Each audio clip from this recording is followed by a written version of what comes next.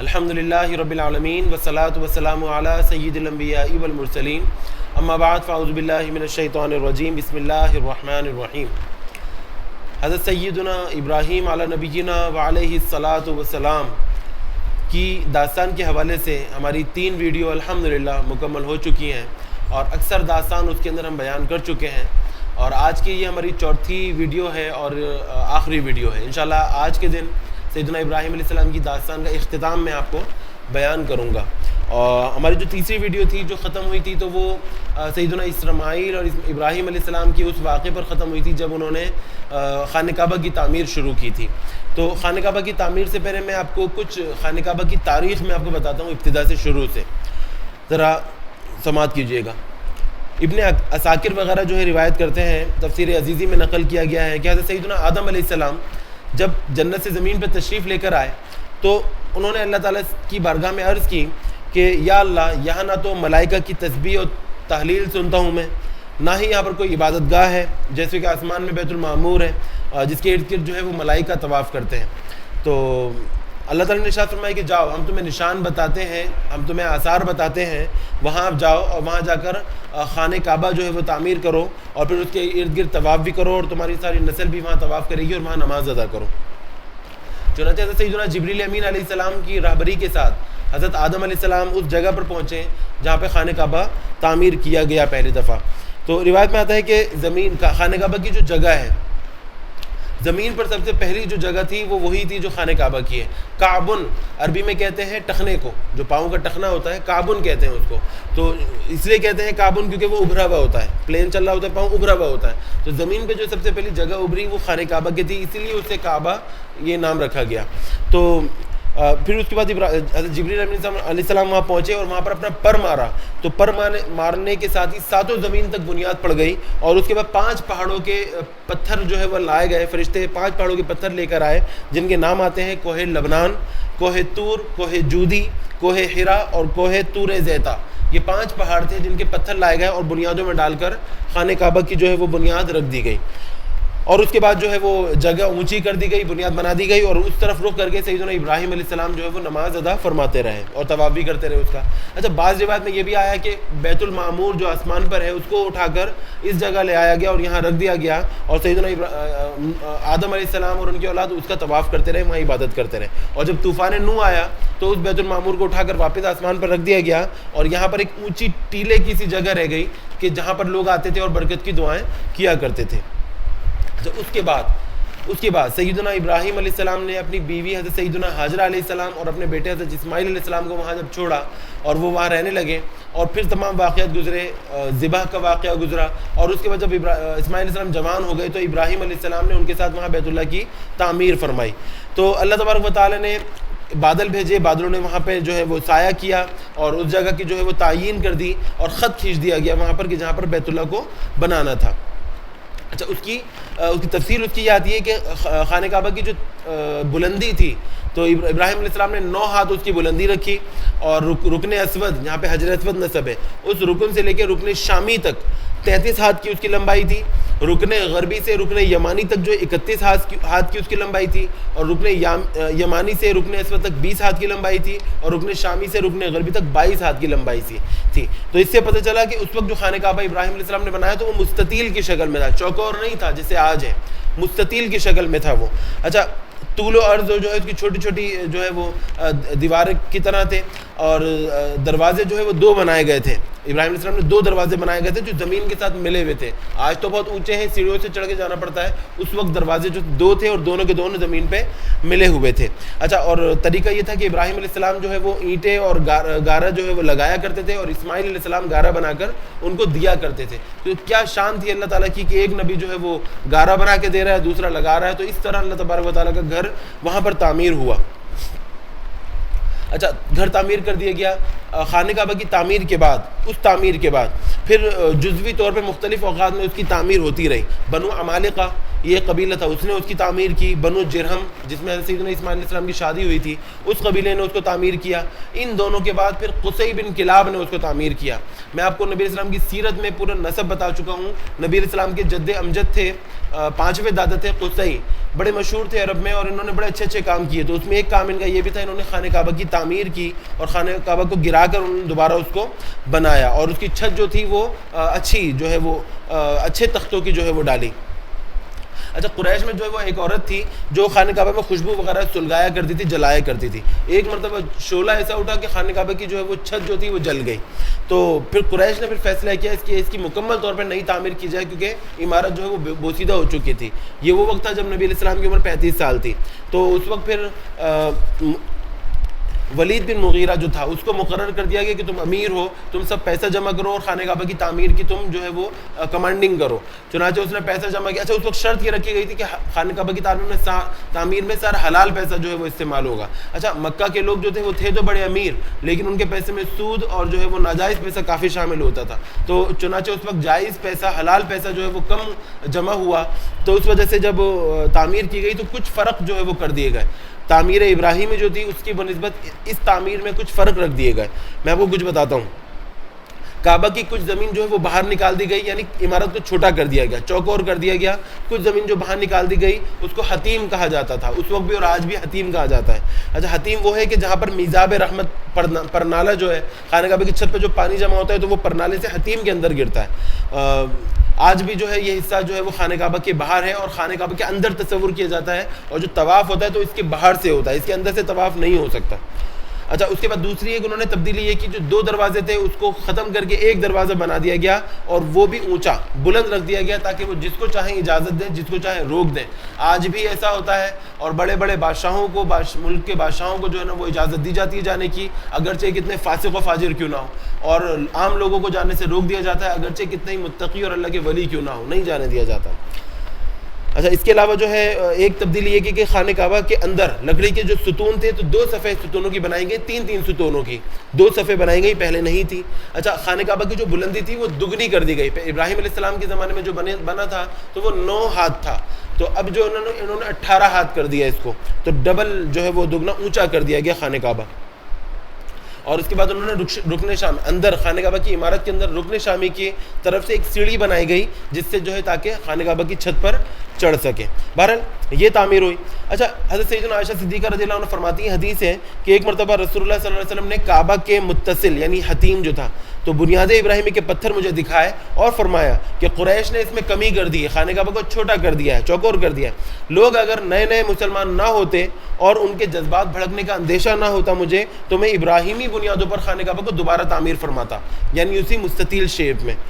تو یہ حدیث جو ہے تمام صحابہ کرام کو پہنچی. اسی روایت کی بنیاد پر حضرت سیدنا عبداللہ بن زبیر رضی اللہ عنہ نے کعبہ شریف کی عمارت کو مکمل جو ہے منہدم کر دیا اور دوبارہ تعمیر کیا, اور تعمیر جو ہے وہ اسی انداز کی تھی جو سیدنا ابراہیم علیہ السلام کی تعمیر تھی. ابراہیمی بنیادوں پر اس کو تعمیر کیا. حتیم کو خانہ کعبہ کے اندر داخل کر دیا, 2 دروازے بنائے جو زمین سے متصل تھے, اور جو ہے وہ خوشبودار جو ہے مٹی چونے میں ملا کر اس کا گارا بنا کے لگایا گیا, اور جو ہے وہ نہایت قیمتی جو ہے ریشمی غلاف وہاں پر چڑھایا گیا. اچھا, حضرت سیدنا عبداللہ بن زبیر کی جو تعمیر تھی یہ سن 64 ہجری میں مکمل ہوئی, رجب میں. ان کے بعد جو حجاج بن یوسف جو عبد الملک بن مروان کا نائب تھا, بڑا ظالم بادشاہ تھا, وہ آیا تو اس نے سن 74 ہجری میں دوبارہ خانہ کعبہ کی عمارت کو دوبارہ منہدم کر دیا, پورا ڈھا دیا, اور اس کے بعد دوبارہ اس طرف سے بنایا جیسے قریش نے بنایا تھا, یعنی حتیم باہر نکال دیا, چوکور عمارت بنا کے ایک دروازہ اس کے اندر بنایا جو کہ اونچا تھا. اچھا, اس کے بعد حضرت خلیفہ ہارون الرشید کا جب زمانہ آیا, بڑے نیک عادل بادشاہ تھے, تو انہوں نے اسی روایت کی بنیاد پہ دوبارہ چاہا کہ میں اس خانہ کعبہ کو دوبارہ گرا کر اس طرز پہ بنا دوں جس طرح عبداللہ بن زبیر نے بنایا تھا, جو کہ اصل سیدنا ابراہیم علیہ السلام کی طرز کا تھا. تو انہوں نے ارادہ ہی کیا تھا کہ اس وقت کے اہل علم جو حضرات تھے انہوں نے منع کر دیا, کہا کہ اگر آپ اس کو ایسا کریں گے تو آپ کے بعد آنے والا آپ کا مخالف اس کو دوبارہ گرا کے بنائے گا, تو لوگ اس کو معمول بنا لیں گے, لوگ اس کو کھیل بنا لیں گے, اور خانہ کعبہ کی جو ہے وہ عزت اور وقت باقی نہ رہے گی. چنانچہ اس کو ایسے ہی چھوڑ دیجیے, چنانچہ اس کو ایسے ہی چھوڑ دیا گیا.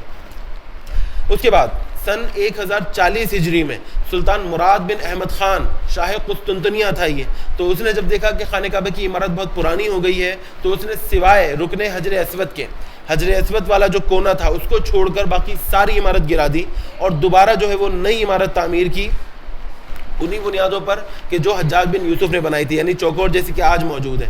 اندر جو ہے وہ سنگ مرمر کا فرش بچھایا، نہایت قیمتی جو ہے وہ جو ہے اندر مخملی جو ہے وہ چھت بنائی گئی، اور باہر کی دیواریں جو ہے سنگ سے جو ہے وہ سنگ مرمر سے جو ہے وہ لگائیں، اور اس کے بعد نہایت نفیس سیاہ جو ہے وہ غلاف خانہ کعبہ پر ڈالا جس پر کلمہ طیبہ لکھا ہوا تھا، اور دوسری طرف سنہری حاشیے سے سلطان احمد کا نام لکھا ہوا تھا. اچھا، اس کے بعد ہر سال خانہ کعبہ کا غلاف تبدیل ہوتا رہا، تو مختلف ملکوں سے، خاص طور پر مصر سے جو ہے وہ غلاف بن کر آتا تھا. ایک مرتبہ پاکستان کے شہر لاہور سے بھی یہ غلاف بن کے گیا، یہ سعادت حاصل ہوئی. اچھا، طریقہ یہ تھا کہ پرانا غلاف جو تھا وہ خدام کو دے دیا جاتا تھا اور لوگ اس میں سے قطرے کاٹ کر جو ہے وہ تبرک کے طور پر رکھ لیا کرتے تھے. لیکن اب دستور یہ ہے کہ غلاف جو ہے وہ خانہ کعبہ کا جو غلاف جو ہے وہ سعودیہ میں ہی تیار ہوتا ہے اور اس پہ شاہ سعود کا نام لکھا ہوتا ہے. ٹھیک ہے. اچھا، اب جو دو جنتی پتھر ہیں خانہ کعبہ کے اندر، دو جنتی پتھر ہیں، ایک جو ہے حجر اسود ہے اور دوسرا مقام ابراہیم ہے. ان دونوں کے بارے میں آتا ہے کہ یہ دونوں جنتی یاقوت ہیں، جنت کے بہت قیمتی جو ہے وہ ہیرے ہیں، یہ بہت نورانی تھے. اللہ تعالیٰ نے ان کے نور کو محو کر دیا، ورنہ مشرق و مغرب جو ہے وہ اس کے نور سے جگمگا جاتے. تو مقام ابراہیم وہ پتھر تھا جس پہ سیدنا ابراہیم علیہ السلام کھڑے ہوتے تھے، تو لفٹر کی طرح یہ پتھر جو ہے وہ اوپر نیچے ہوا کرتا تھا. جہاں پر ابراہیم علیہ السلام کو ضرورت ہوتی تھی پتھر رکھنے کی، اینٹیں رکھنے کی، اتنا یہ پتھر اونچا ہو جایا کرتا تھا. فی زمانہ جیسے مزدور پھٹے باندھ کے کام کرتے ہیں، ابراہیم علیہ السلام نے ویسے کام نہیں فرمایا تھا، بلکہ وہ پتھر جو ہے لفٹر کا کام کیا کرتا تھا. ابراہیم علیہ السلام جب اینٹیں رکھ دیا کرتے تھے تو وہ پتھر واپس نیچے ہو جاتا. ابراہیم علیہ السلام گارا اور اینٹیں اسماعیل علیہ السلام سے لیتے، وہ پتھر پھر اونچا ہو جاتا. چنانچہ ابراہیم علیہ السلام کے کھڑے ہونے کی وجہ سے اللہ تبارک و تعالیٰ نے اس پتھر کو نرم فرما دیا آپ کے لیے، اور اس پتھر پر سیدنا ابراہیم علیہ السلام کے قدموں کے نشان ثبت ہو گئے، چھپ گئے، جو کہ بڑے جو ہے وہ آج بھی جو ہے وہ پتھر موجود ہے اور خانہ کعبہ کے دروازے کے بالکل سامنے نصب ہے. اور سیدنا عمر فاروق کے مشورے سے نبی علیہ السلام نے ایک مرتبہ مقام ابراہیم کی عظمت بیان فرما رہے تھے، تو سیدنا عمر فاروق نے مشورہ دیا کہ یا رسول اللہ، کیوں نہ ہم مقام ابراہیم کو مصلی بنا لیں، اس کے پیچھے نماز پڑھا کریں. کچھ دیر کے بعد اللہ تعالیٰ نے وحی نازل فرما دی حضرت عمر فاروق کے مشورے کے مطابق. فرمایا واتخذوا من مقام ابراہیم مصلی، کہ اے مسلمانوں مقام ابراہیم کو نماز پڑھنے کی جگہ بنا لو. چنانچہ اس دن سے لے کے آج تک اور قیامت تک ہر مسلمان پر واجب ہے، لازم ہے کہ جو بھی خانہ کعبہ کا طواف کرے گا، چاہے حج کا طواف ہو، چاہے عمرے کا طواف ہو، چاہے نفلی طواف ہو، اس پر لازم ہے کہ مقام ابراہیم کے پیچھے کھڑے ہو کر 2 رکعت نماز نفل جو ہے وہ طواف کی پڑھے، ورنہ اس کا طواف قبول نہیں کیا جائے گا. تو یہ سیدنا ابراہیم علیہ السلام کی ایک اور جو ہے ان کی سنت کو اللہ تعالیٰ نے مسلمانوں پر واجب کیا، جس طرح کی قربانی اور جس طرح کے حج کے سارے ارکان ابراہیم علیہ السلام اور ان کے اولاد کی جو ہے وہ سنتیں تھیں جو مسلمانوں پر واجب کر دیے گئے. اچھا، اس کے بعد جب تعمیر ہو گئی، ابراہیم علیہ السلام واپس جو ہے حضرت سارہ کے پاس چلے گئے، وہاں حضرت اسحاق علیہ السلام پیدا ہوئے، سب بات ہے. اچھا، اس کے بعد ایک مرتبہ حضرت ابراہیم علیہ السلام جو ہے وہ نے حضرت سارہ سے کہا کہ میں اسماعیل سے ملنا چاہتا ہوں، تو میں ذرا مل کر آتا ہوں. تو حضرت سارہ نے منع کیا، تو انہوں نے وعدہ کیا کہ میں جاؤں گا، صرف بیٹے سے مل کر دیکھ کر ملاقات کر کے واپس آ جاؤں گا، اور سواری سے نہیں اتروں گا، زمین پہ نہیں اتروں گا، سواری سے نہیں اتروں گا. آپ علیہ السلام جب مکہ میں آئے تو حضرت اسماعیل علیہ السلام شکار کے لیے گئے ہوئے تھے. ان کی بیوی سے ملاقات ہوئی، بہو سے اپنی ملاقات کی، تو اس سے گزر اوقات کے متعلق پوچھا ابراہیم علیہ السلام. اچھا، وہ نہیں جانتی تھی کہ یہ ابراہیم ہے، میرے سسر ہے. تو اس نے کہا کہ اچھا گزارا نہیں ہے اور تنگ دستی ہے، صرف شکار پر ہماری گزر بسر ہوتی ہے، تو بڑی تنگ دستی سے ہمارا گزارا ہو رہا ہے. تو حضرت ابراہیم علیہ السلام نے واپس جاتے ہوئے اس عورت سے کہا، حضرت اسماعیل علیہ السلام کی بیوی سے کہا کہ جب تمہارا خاوند آ جائے تو اس کو میرا سلام کہنا، اور اسے کہنا کہ تمہارے گھر کی چوکھٹ جو ہے وہ اچھی نہیں ہے، اسے بدل لو. چنانچہ حضرت اسماعیل علیہ السلام جب واپس تشریف لائے تو آتے ہی خود ہی پوچھا کہ آج کوئی بزرگ تو تشریف نہیں لائے تھے؟ تو بیوی نے کہا کہ ہاں، ایک بزرگ آئے تھے اور آ کر وہ فلاں باتیں کر رہے تھے، انہوں نے آپ کو سلام کہا ہے اور ایک پیغام دے کر گئے ہیں کہ وہ پیغام یہ ہے کہ آپ جو ہے اپنے گھر کی چوکھٹ جو ہے وہ تبدیل کر لیں، یہ اچھی نہیں ہے. تو جب انہوں نے سنا تو فوراً سمجھ گئے کہ والد تھے اور اس پیغام کا مطلب کیا تھا. چنانچہ اپنی زوجہ کو فارغ کر دیا اور کہا کہ وہ تمہیں فارغ کرنے کا حکم دے کر گئے. اچھا، یہ بات یاد رکھیے گا، اس کی وجہ کیا تھی؟ اس کی وجہ تھی ناشکری. وہ جو بیوی تھی اسماعیل علیہ السلام کی، اس نے ناشکری کی تھی. انبیاء کی جو ازواج ہوتی ہیں ان کی یہ شان نہیں ہے کہ وہ ناشکری کریں، ہر حال میں ان کو اللہ تعالیٰ کا شکر گزار ہونا چاہیے، اور وہ ہوتی ہیں. چنانچہ ابراہیم علیہ السلام نے اسی لیے ان کو تبدیل کرنے کا حکم دیا. اچھا، اس کے بعد اسماعیل علیہ السلام نے دوسری ایک عورت سے، نیک عورت سے نکاح کر لیا. پھر دوبارہ بعد میں حضرت ابراہیم علیہ السلام جو ہے وہ دوبارہ اسماعیل علیہ السلام سے ملنے کے لیے تشریف لائے، تو اس وقت بھی اتفاق سے اسماعیل علیہ السلام گھر میں موجود نہیں تھے.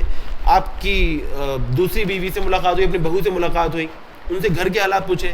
بڑی نیک عورت تھی. انہوں نے کہا کہ اللہ تعالیٰ کا شکر ہے کہ اچھا وقت گزر رہا ہے، زمزم کے پانی پر ہمارا قبضہ ہے، اور میرے خاوند جو ہے وہ شکار کر کے لے آتے ہیں، تو اس سے بہت اچھا وقت ہمارا گزر رہا ہے. ابراہیم علیہ السلام جب واپس جانے لگے تو بہو نے اصرار کیا، اس نے کہا آپ ہمارے گھر رکیں، آپ مہمان ہیں ہمارے گھر رکیں. تو انہوں نے کہا کہ مجھے سواری سے اتر کر زمین پر آنے کی اجازت نہیں ہے. تو اس نیک بخت بہو نے کہا کہ آپ اپنے پاؤں اس پتھر پر رکھیں تاکہ میں ان کو دھو دوں، گندے ہو رہے ہیں میں ان کو دھو دیتی ہوں. چنانچہ آپ علیہ السلام نے اپنے پاؤں جس پتھر پر رکھے وہ مقام ابراہیم ہی تھا. چنانچہ رکھے، ان کی بہو نے ان کو دھویا، اس کے بعد دوبارہ سوار ہو گئے اور جانے لگے. تو واپس چلتے ہوئے انہوں نے اپنی بہو سے کہا کہ جب تمہارا شوہر آ جائے تو اس کو میرا سلام کہنا، اور اس سے کہنا گھر کی چوکٹ بہت اچھی ہے، اس کو مضبوط بنا کے رکھنا. چنانچہ جب وہ واپس تشریف لائے، پیغام دیا تو کہا کہ وہ میرے والد تھے اور انہوں نے تمہاری تعریف کی ہے، کہا ہے کہ تم اچھی بیوی ہو اور تمہیں اپنے نکاح میں برقرار رکھوں. تو مقام ابراہیم یہ خاصیت تھی اس کی کہ وہ نرم ہو جایا کرتا تھا. یہی وجہ تھی کہ ابراہیم علیہ السلام کے قدموں کے نشان تھے اس پر. بہرحال یہ واقعہ تمام ہوا. ابراہیم علیہ السلام نے، روایت میں آتا ہے کہ تقریباً 175 سال کی عمر پائی حضرت سیدنا ابراہیم علیہ السلام نے. اور ایک خاص بات حضرت ابراہیم علیہ السلام کی کیا تھی میں آپ کو بتاؤں. سیدنا ابراہیم علیہ السلام اور اسماعیل علیہ السلام دونوں ہو بہو ایک ہی شکل کے تھے، بالکل ایک ہی شکل کے جو ہے وہ دونوں تھے، باپ بیٹے. تو لوگوں میں اکثر جو ہے وہ شبہ ہو جاتا تھا. ابراہیم علیہ السلام کو لوگ جو ہے وہ ذبیح اللہ کہہ کے پکار دیا کرتے تھے. اسماعیل علیہ السلام، اللہ تعالیٰ کو یہ بات پسند نہ آئی کہ میرے خلیل کو لوگ ذبیح کہہ کر پکاریں. ذبیح اللہ الگ نبی تھے، حضرت اسماعیل علیہ السلام. ابراہیم علیہ السلام خلیل اللہ تھے. تو اللہ تبارک و تعالیٰ نے ایک تبدیلی فرما دی ابراہیم علیہ السلام میں کہ ان کے بال سفید کر دیے. روایت میں آتا ہے کہ دنیا میں پہلے شخص تھے جن کے بال سفید ہوئے سیدنا ابراہیم علیہ السلام. ابراہیم علیہ السلام نے جب دیکھا تو حیران ہو گئے کہ یا اللہ یہ کیا ہوا. تو فرمایا کہ تمہارے بیٹے سے تمہیں تبدیل کر دیا گیا اور فرق کر دیا گیا. یہی وجہ ہے کہ ابراہیم علیہ السلام کی اولاد میں بالوں کی سفیدی جو ہے وہ رائج ہو گئی ہے سیدنا ابراہیم علیہ السلام کی نسبت سے. بہرحال 175 سال عمر پائی سیدنا ابراہیم علیہ السلام نے، اور فلسطین میں بیت المقدس کے پاس ایک جگہ ہے، وہاں پر ان کی تدفین کی گئی. اللہ تعالیٰ ان پر رحم فرمائے اور ان کی تمام اولاد پر رحم فرمائے، ان کے صدقے ہم پر رحم فرمائے. ابو الانبیاء لقب تھا، خلیل اللہ لقب تھا، اور اللہ تعالیٰ کے سچے پکے دوست تھے. اللہ تعالیٰ کے جو ہے وہ سچے جانشین تھے. ابراہیم علیہ السلام اور اسماعیل علیہ السلام کا قصہ تمام ہوا، اور الحمدللہ ہم نے 10 ذی الحجہ سے پہلے اس واقعے کو تمام کر دیا ہے. اور انشاءاللہ عید الاضحیٰ کے بعد مزید ویڈیو بنائیں گے جس میں مزید انبیاء کرام کے واقعات آپ کو تفصیل سے بیان کریں گے. دعا میں یاد رکھیے گا. السلام علیکم ورحمۃ اللہ وبرکاتہ.